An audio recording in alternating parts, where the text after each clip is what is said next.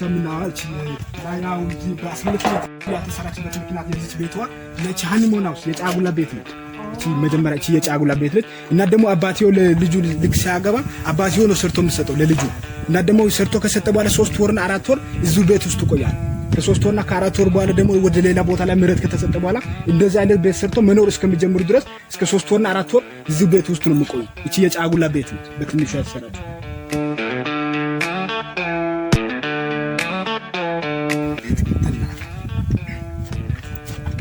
ናቺ አሁን እቺ በሯ በሰው ሳይዝ ተስተለክቶ ሳይሆን በከብቶች ሳይዝና በከብቶች ቁመት ተለክቶ ነው የመጀመሪያው በሩ የሚሰራው።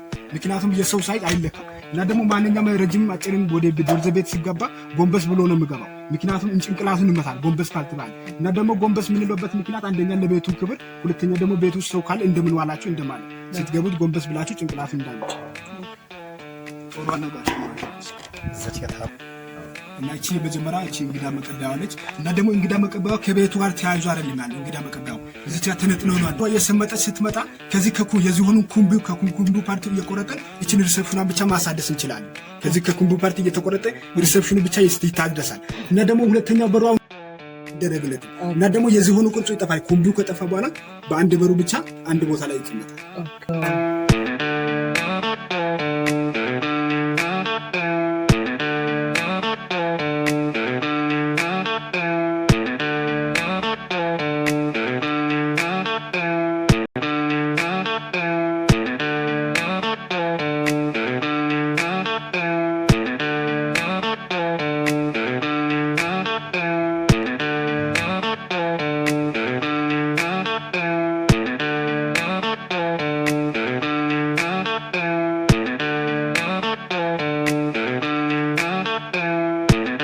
ሰምናው ያው የከብቶች ማደሪያው ነው እና አሁን ከሪሰፕሽኑ ቀጥለን ወደ ፓርቲሽኑ ውስጥ ገብተናል እና እዚህ ጋር የከብቶች ማደሪያ አለ። ማንኛውም ታይም ላይ የዶርዘ ቤት ከተሰራ በኋላ ከብት በታች በኩል ነው የሚያድረው። ምክንያቱም እነሱ በላይ በኩል ቢሆኑ የነሱ ሽንቱ ይበቱ ወደ ሰው ጋር ስለሚመጣ እነሱን ደግሞ በታች አድርገን የነሱ ሽንቱ ይበቱን እንደ ኮምፓስ እንደ ማዳበሪያም ጭምር ለጓሮ እንጠቀማለን እና ደግሞ ከነሱ ጋር የምንኖርበት ምክንያት አሁን ወደ የጫማ ከፍታ 2500 እና 600 አካባቢ ከፍታ ላይ ነን ያለነው። ስለዚህ ደግሞ ከረም ሲመጣ ስለምበርደን ከነሱ ትንፋሽ ሙቀትም ጭምር ስለምናገኝ ከነሱ ጋር አንድ ላይ ነው የምንጠቀመው። አዎ የምንኖረው የነሱን ትንፋሹን ለሙቀት ለኛ ሙቀትም ጭምር ይሰጠናል። ከነሱ ጋር የምንኖርበት ምክንያት ለዛ ነው።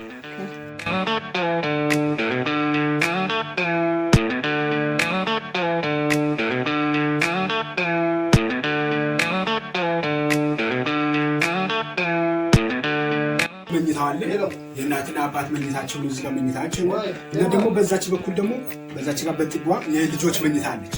በዚህ የልጆች መኝታ አለች እና እቺ የልጆች መኝታ አለች። እቺ ደግሞ የእናትና አባት መኝታ አለች። እዚች ጋር ደግሞ እቃ ማስቀመጫ እቃ ምናስቀምጥ እንደ ክችን እቃ ምናስቀምጠው እዚህ ጋር ነው እና ደግሞ ምግብ ምናምን አበስለው እዚህ ቤት ውስጥ ነው። እዚህ ጋር ይበስላል ምግብ ምናምን አበስለው እዚህ ጋር ነው እና ደግሞ ያንን የዶርዘ ቤቱን እስከ 110 እና እስከ 120 ዓመት የሚያስቆየው ከዚህ ከሞጣው ከጪሱ ጋር ተያይዞ ለጪሱ ከዚህ ሞጣው ጪሱ ለቀርካው ጥንካሬ ይሰጣል እና ደግሞ እዛ ጋር በውጭ ሆነን የዚሁን አይኑን አላየንም። ያንን ደግሞ እንደ መስተዋትም ጭምር እንጠቀማለን። ከዚህ ለሞጣው ለጪሱ እንደ መስተዋትም ጭምር በዛች ጋር ብርሃን ትታያለች የዚሁን አይኑ። ያንን ደግሞ እንደ ጪስ መውጫም ጭምር ነው የምንጠቀመው። ከዚህ ከሞጣው ከጪሱ ጋር ተያይዞ የዶርዘ ቤቱ እስከ 110 እና እስከ 120 ዓመት የሚቆየው እና በዚህ ጋር ደግሞ የተለያዩ ቅሎች አሉ። እነኚህ ቅሎችን የምንጠቀመው ያው የባህላዊ የዶርዜ ቦርደም ባል መጠጥ አለ። ያንን ደግሞ ቦርደም ባለው መጠጡን በአንድ ቅሉል በዚያው መስቀል አሁን ቅድም እንዳልኩት የመስቀል አመጣጥ ልክ መስከረም ወይ በ16 በ17 ወር እርድ አከባበሩ አለ።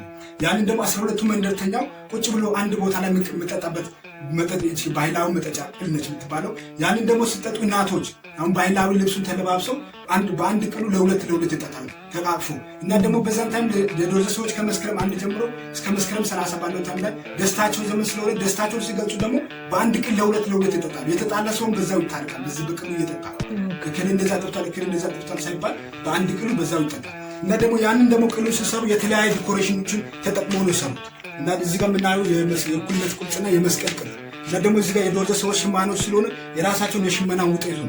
እዚህ ጋር የራስ ጥበበኞች ስለሆነ በጥበብ አድርጎ ሰርቷል እና እዚህ ጋር የዶርዘ ሰዎች እምነታቸው ኦርቶዶክስ ነው።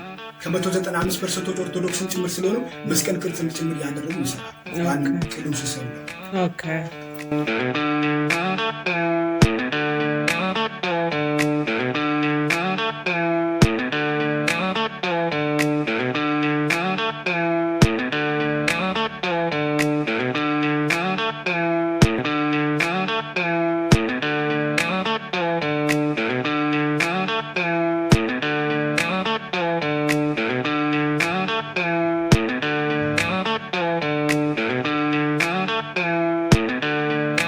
ከዚህ በመቀጠል ጥያቄ ከሌላችሁ ቤቱ ወደ ታች እንዴት እንደሚወርድ ካየን በኋላ የዶርዜ ሰዎች ምግባቸው ከእንሰት እንዴት እንደሚያገኙ ወደ ላይ ወጣ ብለን እናያለን።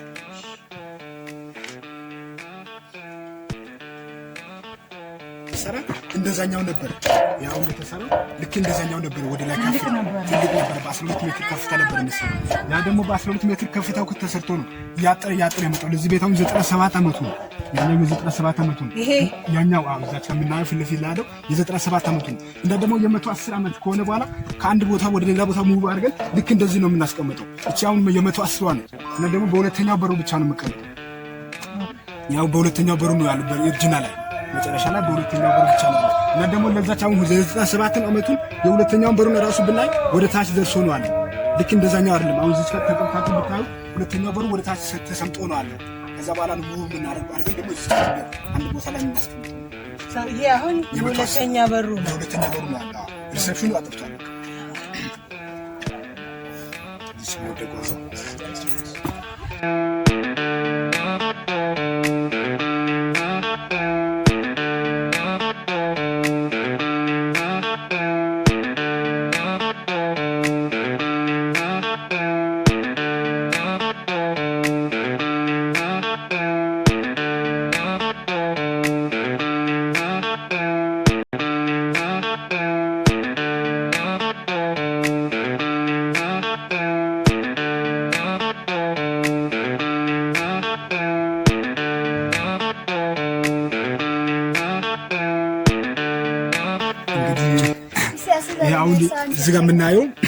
እዚህ ጋር የምናየው ይሄ አሁን ፎልስ ባናና ነው። የሙዝ አናገኝም። አሁን ይሄ ሙዝ ይመስላል እንጂ ከዚህ ሙዝ አናገኝም። እንሰት ነው። የዶርዜ ሰዎች ምግባቸው የሚያገኙት ከዚህ ከእንሰቱ ፓርቱ ነው። እና ደግሞ የሚያውቅ ሰው ካለ ከእናንተ ውስጥ ከየትኛው ፓርት ቆጮ እንደሚወጣ ከስሩ አይደል? ከስሩ አይደለም? ከታች ከተቆፍሮ አይደለም? ይቅጠሉ እዚህ ጋር ያደረገችው ማለት ነው እሱ ምልክት እንግዲህ አይታችኋል እንጂ ይሄ ኮባው ባደገበት ሄደ ቁጥር ይሄ ደግሞ ግንዱ እየሰፋ ነው መጣው። እዚህ ጋር ያለው ግንዱ ደግሞ ሲሰፋ ያንን ደግሞ ከግንዱ ፓርቱ እየቆረጠን እዚህ ቆጮ እናገኛለን። እና ደግሞ የታችኛው ሀምቾ ነው የሚባለው። የታችኛው ሀምቾ ነው ስሩ። ሀምቾ ደግሞ ተቀቅሎ ነው የሚባለው እንደ ድንችና እንደ ሱካር ድንች። ቡላ ታውቃላችሁ? ቡላ ከሱ ነው የሚሰራው ከሀምቾ ነው። ከዚህ ነው የምናገኘው ከግንዱ ከቆጮና ከቡላ አንድ ላይ ነው አለው። እና ደግሞ የታችኛው እሱ ሀምቾ ደግሞ ትልቅ ከሆነ በኋላ ሀምቾ ይፋቃል። ሀምቾም ጭምር ይፋቃል። ሀምቾ ተፍቆ ደግሞ ከቆጮ የተሻለ ከቡላ የወረደ ኳሊቲ ነው የምናገኘው። ከታችኛው ከሀምቾ ወርቄ ነው የሚባለው ከሀምቾ ፓርቱ የምናገኘው። እና ደግሞ አሁን እዚህ ጋር ቆጮ እንዴት እንደሚወጣ እናያለን። ከግንዱ ፓርት ተቆርጦ ቆጮ እንዴት እንደሚወጣ እናያለን። እቺ ደግሞ መፋቂያው ቀርከሃ ነች። ከቀርከሃ ነች የተዘጋጀች።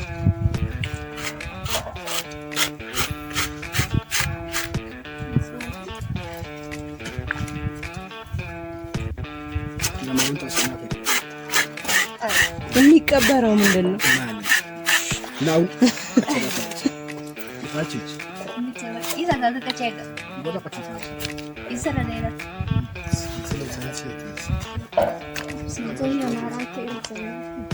አሁን እዚህ ጋር ሶስት ነገሮች አሉ። እዚህ ጋር እየተፋቀ ያለበት ቦታው ላይ ቆጮ አለ፣ ቃጫ አለ፣ ቡላ አለ። ሶስት ነገሮች አሉ። እዚህ ውስጥ ሶስት ነገሮች እንዳሉ እናያለን። ሶስት ነገር ነው የሚወጣው። ሶስት ነገር እና የሚፋቀበት ምክንያት ቃጫውና ቆጮን ለመለየት። ቃጫውና ቆጮ አንድ ላይ ስላለ ቃጫውና ቆጮን ለመለየት ቆጮው ወደ ታች ይወርዳል፣ ቃጫው ደግሞ ወደ ላይ ይቀራል። ያንን ደግሞ ቃጫውን የምንጠቀመው የከብቶች ገመድ እና ደግሞ ገመድና ኮፍያ ምናምን ይሰራበታል ከቃጫው ፓርቱ።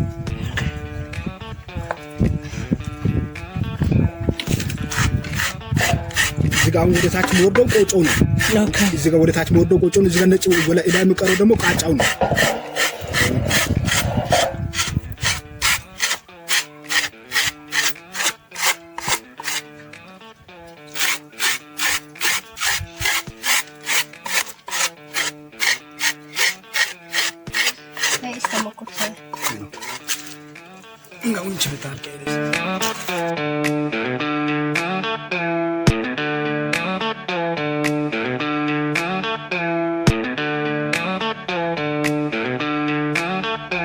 አሁን ይሄ ቆጮ ነው እና ደግሞ ቡላው የምናገኘው ከዚህ ፓርቱ ነው። እና ቡላውን ለማግኘት አሁን ይጨመቃል። እዚህ ውስጥ ውሃ አለ። ውሃው ይጨመቃልና ቡላው ደግሞ ይረጋል። ወደ ታች ቡላው ይቀመጣልና ውሃው ደግሞ ወደ ላይ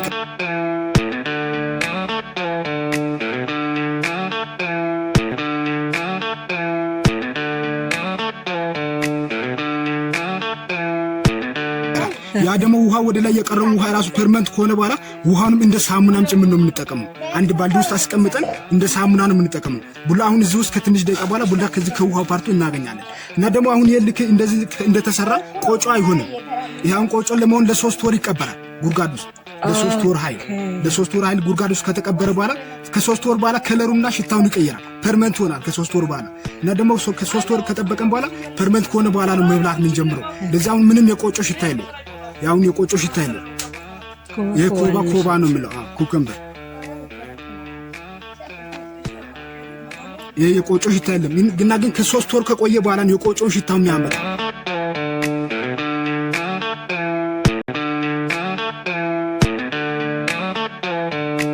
እና እንግዲህ የተቀበረውን ቆጮ እዚች ጋር ትንሽ ወጣ አለ እናያለን።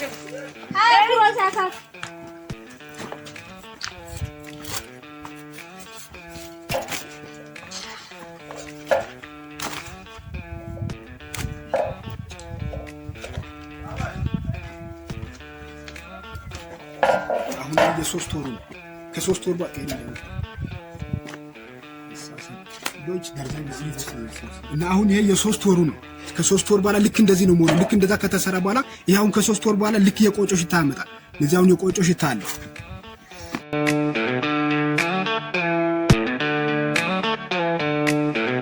እና ከለሩና ያው ሽታውን ጭምር ነው የሚቀየረው። እና ደግሞ በቆየ ቁጥር 2 ዓመትም 3 ዓመትም ቢቆይ ኳሊቲውን የጨመረ ይሄዳል እንጂ አይበላሽም። መብላት ምን ጀምሮ ነው ከ3 ወር በኋላ። እና ደግሞ በቆየ ቁጥር ኳሊቲውን የጨመረ ነው የሚሄደው እንደ ዋይን